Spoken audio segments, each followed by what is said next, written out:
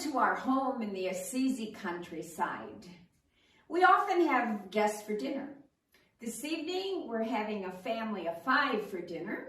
Parents and their 3 lovely children who have been staying at one of our farmhouse apartments right behind our farmhouse.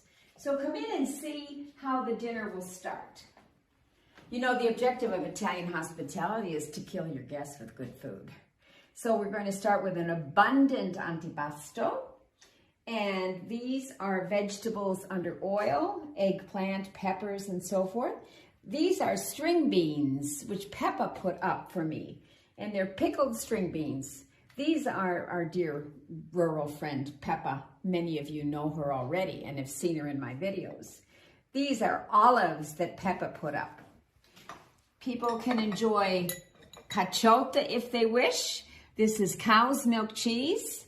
They may prefer caprino. This is a goat's milk cheese. No, not our goats, but this is a goat's milk cheese. This is the vino di Pino. And we have wine here and wine here. This is all Pinot's wine. And then, since we're just shortly after Easter, we're going to have the delicious Easter Sunday breakfast as an antipasto. Cheese bread. Peppa made 16 of these as Easter gifts. This is a gift from a dear Perugia family friend. And the cheese bread will get sliced and served with prosciutto and salami on top. An Easter Sunday breakfast in Umbria is torta al formaggio, the cheese bread, prosciutto, salami, maybe capocollo, a good glass of red wine, and then one goes off to mass to pray. Another antipasto is going to be farro salad, spelt. So this is farro with some corn, borlotti beans, the speckled beans, a little bit of chickpea, Peppa's olives, some fresh mozzarella, and it's simple with just salt and olive oil. Now I'm going into the kitchen to finish up my second antipasto, which is cold salad with potatoes and chickpeas. So come on into the kitchen. Now I'm going to finish up my other antipasto salad with chickpeas, cold potatoes, sliced purple onion, olive oil, vinegar, a bit of salt already there, and some black olives. And now the mint. And of course, chopping it with the mezzaluna, the cradle knife.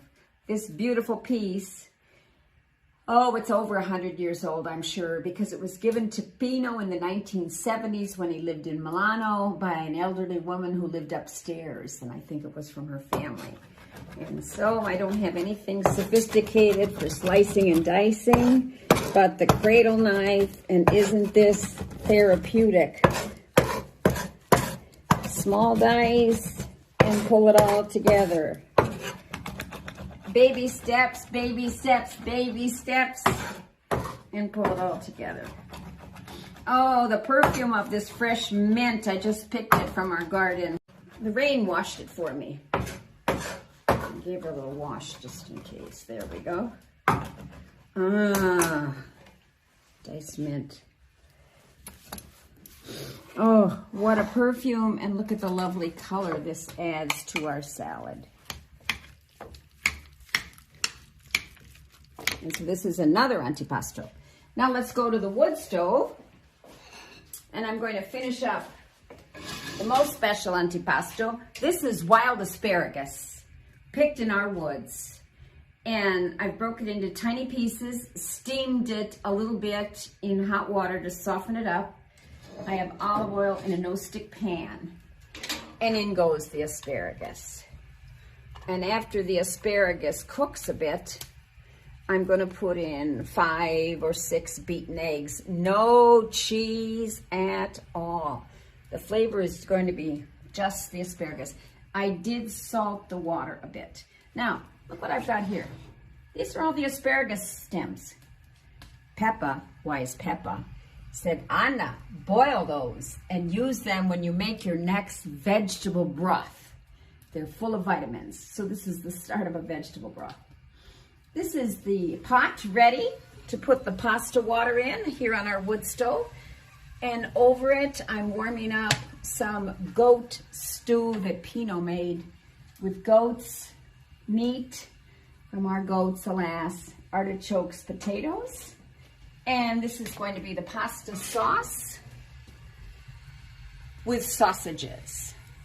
So after all the antipastos, pasta with sausages, goat's meat for who wishes it, a bit of salad, and then dessert. I have to show you the dessert. Hold on. This is a little surprise to conclude our dinner tonight because I have 3 children as our guests. This is half of the huge chocolate Easter egg, which had a surprise inside, given to our grandson for Easter. He's only 2 years old and just had a little taste of it. The egg remained at our house, and I filled it with strufoli, or called in Umbria castagnole. This is a sweet that we eat at Mardi Gras time, generally, that Peppa made. And I think they're going to very much enjoy seeing this dessert, but I'm going to hide it right now. Before long, our guests will be here. Now time for our frittata of wild asparagus. Our olive oil on the bottom of the pan. The slightly steamed asparagus, which was heated in a bit of salted water, is added. And now it's time to add the eggs. We add salt. How much? You know the rules. QB, quanto basta, as much as it takes. I'm guessing about this much because my asparagus are already salted. Look at those gorgeous eggs right from the chickens this morning. Beautiful orange yolks. I decided to add a little bit more salt, but I think I'm okay. In we go.